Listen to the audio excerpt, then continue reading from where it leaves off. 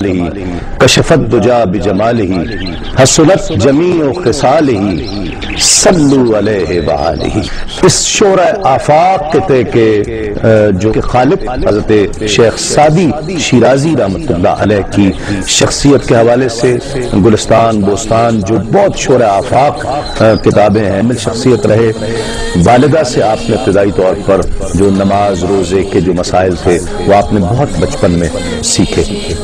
آپ کی شخصیت اس قدر رنگا رنگ شخصیت تھی کہ آپ واعظ بھی تھے، عالم بھی تھے، شاعر بھی تھے، معلم اخلاق بھی تھے، عاشق بھی تھے، صوفی بھی تھے، قلندر بھی تھے۔ ایک ایسی شخصیت میں جو آپ نے حکایات اور تماثیل کا جو انداز اپنایا ہے، ان کو کہا جاتا ہے کہ یہ اسلوب قرآنی کی تقلید کرتے ہوئے آپ نے یہ انداز اپنایا اور اپنی بات کو عوام الناس تک پہنچایا ہے۔ آپ کی یہ جو گلستان اور بوستان ہے یہ 750 سال سے مختلف ممالک کی مختلف کالجز یونیورسٹیز میں پڑھائی جا رہی ہے۔